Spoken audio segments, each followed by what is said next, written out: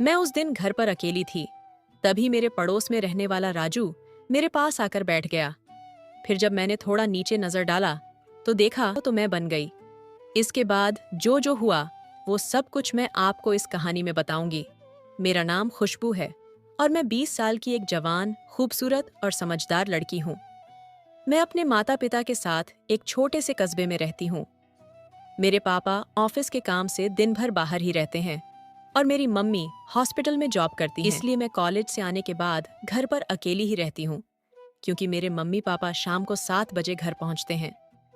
हमारी गली में बहुत से परिवार रहते हैं, लेकिन मेरे लिए सबसे खास है हमारे पड़ोस में रहने वाला राजू। राजू मुझसे 3 साल बड़ा है और वो मेरे बचपन का दोस्त है। हम दोनों का रिश्ता हमेशा दोस्ती का रहा, लेकिन जैसे जैसे हम बड़े होते गए कुछ चीजें बदलने लगीं। राजू मुझे हमेशा हंसाता था। वो अपने मजाकिया स्वभाव और बेफिक्री से मेरा दिन बना देता। उसके बिना दिन सूना लगता था। मेरी ये कहानी सुनने से पहले इस वीडियो को एक लाइक करके मेरा हौसला बढ़ा दीजिए और इस चैनल को भी अभी सब्सक्राइब कर ही लीजिए। मैं अक्सर अपनी छत पर जाती, किताबों के साथ बैठती और मन ही मन चाहती कि वो मुझे नीचे से आवाज दे और हम दोनों बातें करें। एक दिन की बात है, मैं अपनी छत पर बैठी थी और राजू नीचे गली में खड़ा होकर अपने दोस्तों से बातें कर रहा था। अचानक उसकी नजर मुझ पर पड़ी। उसने ऊपर देखा और जोर से आवाज दी, खुशबू, नीचे आओ, कुछ जरूरी बात करनी है। मैं थोड़ा हैरान हो गई, क्योंकि राजू ने पहले कभी मुझे इस तरह से नहीं बुलाया था। मैंने किताब बंद की और नीचे चली आई। दरवाजे पर पहुंची तो राजू पहले से ही खड़ा था। उस समय मेरे घर पर मैं अकेली थी। मैंने राजू को अंदर बुलाकर सोफे पर बैठाया। मैंने थोड़ा मुस्कुराते हुए उससे पूछा, क्या बात है राजू, क्या हुआ? राजू ने कुछ पल तक मेरी आंखों में देखा, फिर हल्की आवाज में बोला, खुशबू, मैं तुझसे कुछ कहना चाहता हूँ, लेकिन समझ नहीं आ रहा कि कैसे कहूँ। मुझे उसकी बात सुनकर थोड़ा अजीब लगा, क्योंकि राजू हमेशा बेबाकी से अपनी बात कहा करता था। मैंने उसे हंसकर कहा, क्यों इतनी गंभीरता से बात कर रहे हो? जो भी कहना है साफ साफ कहो, मुझे और मत डराओ। राजू ने गहरी सांस ली और बोला, खुशबू, मुझे नहीं पता कि ये बात सही समय पर कह रहा हूँ या नहीं, लेकिन मैं बहुत समय से कुछ महसूस कर रहा हूँ। हम बचपन से दोस्त हैं, लेकिन अब मैं तुझसे सिर्फ दोस्ती नहीं, कुछ और भी चाहता हूँ।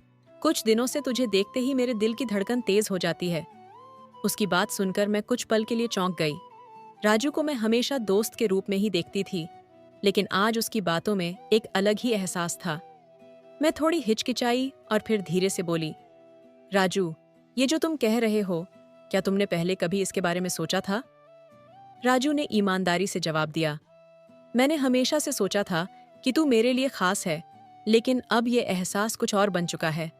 मैं तुझसे प्यार करने लगा हूँ, खुशबू। उसकी ये बात सुनकर मेरे दिल में भी कुछ हलचल होने लगी।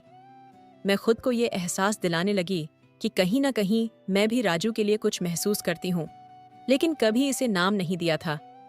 मैंने थोड़ी गंभीरता से कहा, राजू, हम बचपन से दोस्त हैं और मैं नहीं चाहती कि हमारी दोस्ती में कोई खटास आए। लेकिन सच कहूं तो मुझे भी तेरे साथ वक्त बिताना अच्छा लगता है, पर मैं नहीं जानती कि ये प्यार है या सिर्फ एक गहरा लगाव।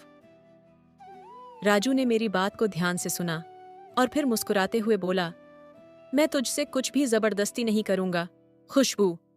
लेकिन इतना जान ले, मेरे दिल में तेरे लिए सिर्फ सच्चा प्यार है। तुझे वक्त चाहिए तो मैं इंतजार करूंगा। बस इतना जानना था कि कहीं मैं अकेला ही तो ये महसूस नहीं कर रहा। मैंने उसे देखा और उसकी बातों से दिल को राहत मिली। मुझे एहसास हुआ कि राजू के लिए मेरे दिल में भी कुछ खास था, लेकिन मैं अभी इसे समझ नहीं पाई थी। उस दिन के बाद से हमारी दोस्ती वैसी ही रही, लेकिन हमारे बीच एक अनकहा रिश्ता भी बन गया था, जिसे समय के साथ हम दोनों समझने लगे। मैं सोचने लगी कि मैंने राजू से कहा कि मुझे थोड़ा वक्त चाहिए, और उसने मुझे वक्त दिया। शायद यही उसकी सच्ची मोहब्बत का सबूत था। आज जब मैं अपनी उस कहानी को याद करती हूँ तो महसूस होता है कि कभी कभी सबसे गहरे रिश्ते वही होते हैं जो बिना कहे भी समझ में आ जाते हैं। हमारे बीच जो एहसास था वो दोस्ती से ज्यादा और मोहब्बत से कुछ कम था, पर सबसे सच्चा था। 2 दिन तक मैंने यही सब सोचा। फिर जब मैं घर पर अकेली थी तो राजू को कॉल करके बुला लिया और दरवाज़ा बंद कर दिया। थोड़ी देर तक हमने एक दूसरे को देखा, फिर मैंने उसको गले लगा लिया और आई लव यू टू बोल दिया। ये सुनकर राजू को रहा नहीं गया और उसने मेरे साथ मैच खेलने को कहा। इस चैनल पर जिस तरह की कहानियां मिलती हैं वो और कहीं आपको मिल ही नहीं सकती, इसलिए अभी इस चैनल को सब्सक्राइब कर लीजिए। मेरी कहानी सुनने के लिए आपका बहुत बहुत धन्यवाद।